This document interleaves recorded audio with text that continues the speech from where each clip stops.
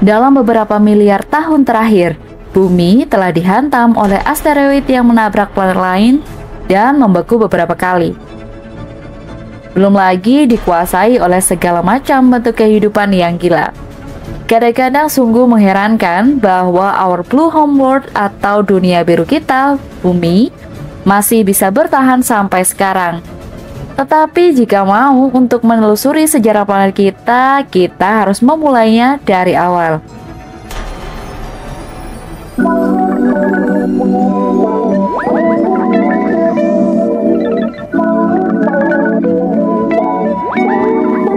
From this space, matters, energy, time, space include.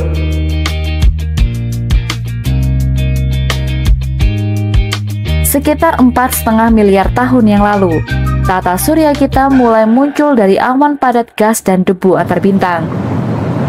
Awan ini runtuh dan berputar-putar seperti piringan materi yang menjadi semakin panas dan semakin panas. Hingga akhirnya, hidrogen menyatu menjadi helium, dan matahari yang kita nikmati cahayanya hingga sekarang. Begitu pula dengan bumi, yang juga kala itu mulai terbentuk. Setelah kelahiran bintang-bintang, semua materi di ujung terjauh dari piringan yang berputar, mulai menjadi gumpalan-gumpalan. Hal ini akan menjadi bibit bagi terbentuknya planet-planet dan bulan-bulan di tata surya. Dengan semakin banyaknya materi yang berkumpul, gumpalan-gumpalan tersebut menjadi lebih besar dan lebih bulat lagi. Gumpalan-gumpalan di daerah-daerah yang lebih dingin di tata surya kita semakin besar, yang terdiri dari cairan es dan juga gas-gas. Bagian yang lebih dekat dengan matahari berupa material bebatuan, membentuk planet bagian dalam seperti Mars dan juga bumi. Bumi kita yang masih muda ini sangat aktif secara vulkanik. Ia memutahkan gas seperti hidrogen sulfida, metana, dan karbon dioksida. Gas-gas ini membentuk atmosfer pertama di planet kita. Awalnya bumi terus-menerus dibombardir oleh asteroid-asteroid besar dan komet. Dan tak lama kemudian, bumi mengalami tabrakan yang lebih hebat lagi. Sebuah planet seukuran Mars menghantam dunia muda kita, Young Earth. Tabrakan yang hebat ini melemparkan bongkahan materi ke sekeliling orbit bumi, dan kemudian gravitasi mengikat mereka menjadi apa yang kita kenal sekarang sebagai bulan. Lalu, 3,8 miliar tahun yang lalu, di bumi awal yang panas ini, tidak ada lautan sama sekali. Semua air ada dalam bentuk gas. Tetapi 3,8 miliar tahun yang lalu, planet kita cukup dingin, sehingga gas dapat mengembun dan menjadi cair. Lautan primitif pertama akhirnya menutupi bumi muda ini dan mengubahnya menjadi water world atau dunia air. H2O adalah unsur penting yang menciptakan makhluk hidup, sehingga dengan semua kehidupan air yang muncul di bumi sekitar 3,7 miliar tahun yang lalu, bentuk kehidupan paling awal ini adalah organisme mikroskopis. Tetapi hampir 1 miliar tahun setelah itu, beberapa organisme ini mulai berkembang. Lanjut menuju 3,3 miliar tahun yang lalu, dunia bumi tidak bertahan lama sebagai dunia air. Benua pertama muncul dari lautan kuno. Para ilmuwan menyebutnya Katon atau Cratons. Karena semakin banyak daratan yang muncul dari lautan, akhirnya benua super pertama muncul di planet bumi.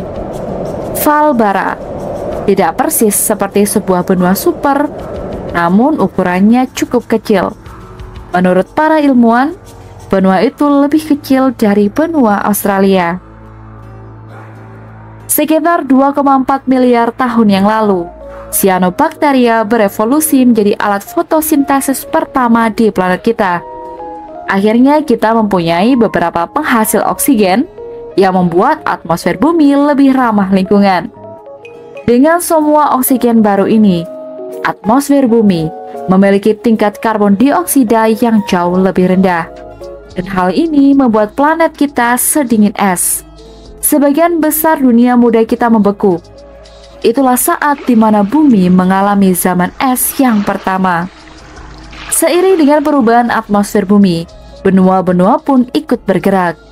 Benua-benua tersebut pecah dan berkumpul kembali menjadi super benua berikutnya, Rodinia. Rodinia adalah super benua sungguhan. Mungkin merupakan super benua terbesar yang pernah menutupi planet kita, dan kehidupan yang baik pun muncul. Kehidupan akhirnya menjadi lebih kompleks lagi. Namun kemudian sesuatu terjadi. Rodinia pecah dan terbentuk super benua baru yang disebut Pannosia. Kemudian antara sekitar 540 dan 485 juta tahun yang lalu terjadi ledakan kehidupan baru. Kali ini disebut ledakan Cambrium, the Cambrian Explosion. Dan hewan yang berevolusi pada periode ini memiliki bagian tubuh yang keras seperti cangkang atau duri. Yang paling terkenal adalah Trilobita, yang terlihat seperti alien. Sekitar 440 juta tahun yang lalu, iklim tiba-tiba berubah, dan suhu lautan berubah secara dramatis. Bumi mengalami peristiwa kepunahan massal yang pertama. Ini adalah kondisi kepunahan divisi silur atau disebut sebagai Ordovician Silurian Extinction, dan sebagian besar dari kehidupan yang telah tersebar di seluruh planet lenyap seketika. Banyak dari bentuk kehidupan ini meletakkan dasar bagi ekosistem yang kita miliki di bumi saat ini. Antara 420 hingga 350 juta tahun yang lalu, pohon-pohon pertama muncul dari tanah bumi. Dan hewan-hewan pertama muncul di daratan.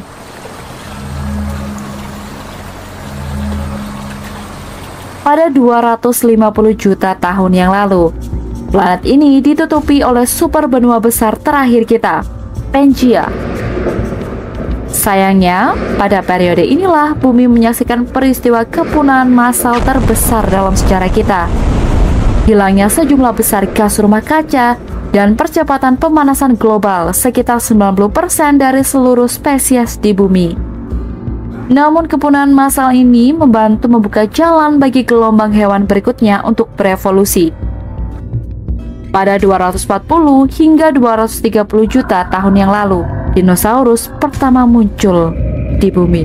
Selama 150 juta tahun berikutnya, mereka menguasai daratan kita. Jika kita berada di sana, kita akan menyaksikan sorot raksasa Argentinosaurus atau Gigantic Sauropod Argentinosaurus, di mana hewan darat terbesar yang pernah ada. Atau kita mungkin dikejar oleh salah satu predator terbesar di dunia, T-Rex.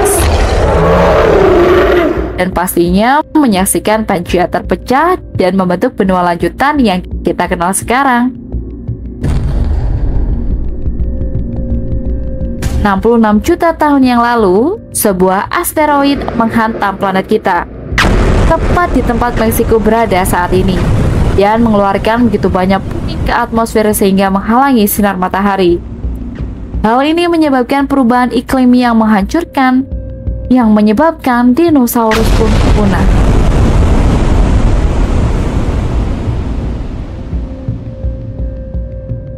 Dalam gelombang penggabungan hewan berikutnya, mamalia menjadi lebih umum. Sekitar 6 juta tahun yang lalu, spesies pertama yang berjalan di dunia diketahui bernama Sahelanthropus. Meskipun kemungkinan besar mereka masih berjalan dengan 4 kaki. Pada 4 juta tahun yang lalu mulai berjalan tegak. Dan sekitar 1 juta tahun kemudian mereka mengembangkan alat pertama yang diketahui yang mereka gunakan untuk memecahkan benda sekitar. 800.000 tahun yang lalu, hal-hal memicu manusia purba ini menemukan cara mengendalikan api. Dan sekarang mereka bisa memasak makanan dan menyediakan panas bagi diri mereka sendiri. Otak mereka terus berevolusi sehingga lebih cepat dari sebelumnya. Manusia belajar berinteraksi satu sama lain dan dunia di sekitarnya dengan cara yang benar-benar baru. Kemudian antara 40.000 hingga 15.000 tahun yang lalu, semua spesies lain Homo sapiens punah. 10.000 tahun yang lalu, bumi menjadi tempat terbentuknya para petani paling awal.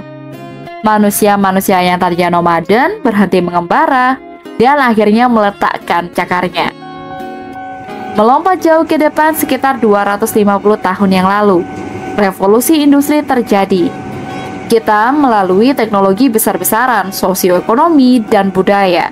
Transformasi masyarakat, pertanian berbasis perdesaan menjadi lebih terindustrialisasi.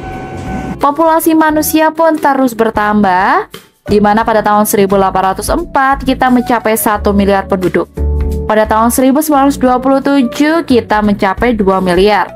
Dan sejak tahun 1960-an, populasi global telah meningkat lebih cepat lagi hingga mencapai angka lebih dari 8 miliar orang. Namun sayangnya kini terdapat ancaman baru terhadap keberadaan manusia dan berbagai bentuk kehidupan lainnya di sini.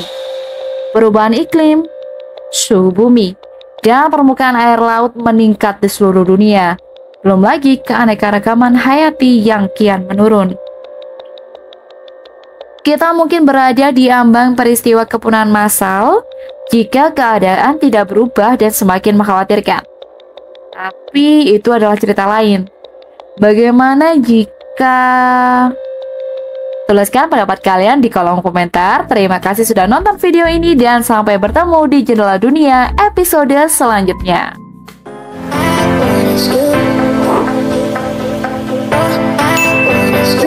I wanna